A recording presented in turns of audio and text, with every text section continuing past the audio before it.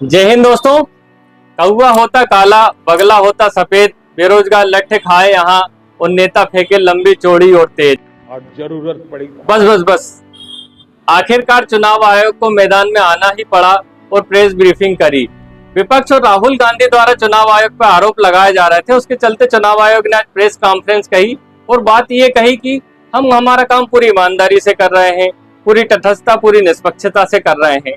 अरे तो महाराज, अगर आप आपका काम पूरी ईमानदारी से करते तो विपक्ष आपके काम पे मुद्दा बनाता ही क्यों? और कोई काम नहीं था क्या भारत में? ब्रिज निर्माण करने लगते, स्कूल की छत टूट रही है उनको बचाने लगते, आपके पीछे क्यों पड़ जाते?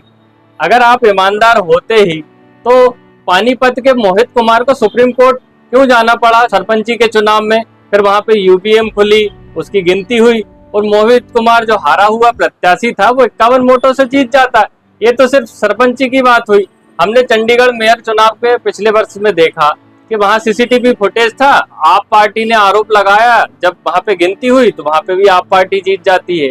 तो आपकी निष्पक्षता पे ही तो सवाल है, तभी तो हम सुप्रीम कोर्ट जा रहे हैं या विपक्ष आरोप बना रहा है। अगर आप इतने ही ईमानदार और तटस्थ होते तो सुप्रीम कोर्ट को आपको ये क्यों कहना पड़ता कि आप आपका जो डाटा है पूरी तरीके से प्रकाशित कीजिए।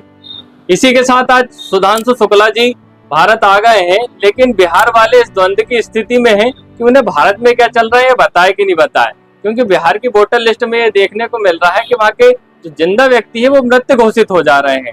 अगर ये बात सुधांशु शुक्ला जी को पता चलती है तो वो ऐसा ना हो कि वापस अंतरिक्ष में चले जाएं और वहीं से टाटा बोले।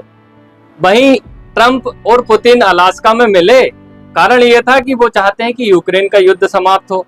ये तो ठीक वैसी वाली स्थिति है कि शेर बोले कि अब मैं आज से मांस छोड़ देता हूं, क्योंकि पुतिन जो यूक्रेन को समाप्त करना चाहता है और अपने कब्जे में लेना चाहता है, वहीं अमेरिका जो यूक्रेन को हथियार सप्लाई करना चाहता है। मतलब दोनों के हित उससे जुड़े हुए हैं, तो फिर वो युद्ध क्यों समाप्त करेंगे? तो ये हाथी के दांत दिखाने वाली स्थिति हो गई ना दोस्तों। तो दोस्तों, इतने सारे घटनाक्रम आज भारत में चल रहे हैं। इसी के साथ में चुनाव आयोग से क्वेश्चन और पूछना चाहूंगा कि महाराज जो 65 लाख मतदाता आपने हटाए हैं उनकी वोटिंग लिस्ट तो आप जारी करो कि हमको पता चले कि कौन मतलब हटा है या कौन जिंदा है, कौन मर गया है, या मिंटा देवी जैसे आप लोगों को वोटर लिस्ट में पहली बार शामिल कर रहे हो, या कहीं एक ही मतलब मकान से 40 वोटर निकल रहे हो। तो ये सभी बातें भी तो आपको आपकी निष्पक्षता पे सवाल है, तभी तो विपक्ष आपके पीछे पड़ा है। तो दोस्तों, इस समय भारत में राजनीतिक उथल पुथल मचा हुआ है, जिसमें विपक्ष द्वारा चुनाव आयोग की साख का जो मुद्दा बनाया जा रहा है, और चुनाव आयोग हमारे जो लोकतंत्र है और कुल मिला के हमारे भारत की क्या है, नींव है। क्योंकि अगर लोकतंत्र नहीं बचेगा, एक व्यक्ति एक वोट का जो अधिकार नहीं बचेगा, तो फिर लोकतंत्र के जो मायने थे, जो हमारे स्वतंत्रता आंदोलन के जो पैरोकार थे, उन्होंने जो अपनी बलिदान दिया, तो उसका तो पूरी तरीके से निराधार हो रहा ना। तो दोस्तों, इतने सारे घटनाक्रम दुनिया में चल रहे हैं, लेकिन चुनाव आयोग ईमानदार है, मैं इस बात को मानता हूं।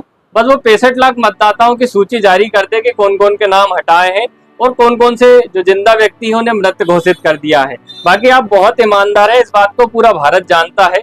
तो दोस्तों, मेरा वीडियो यहीं पे समाप्त होता है। अगर आपको वीडियो पसंद आई हो तो वीडियो को लाइक कीजिएगा, कमेंट कीजिएगा और सब्सक्राइब कीजिएगा। धन्यवाद दोस्तों।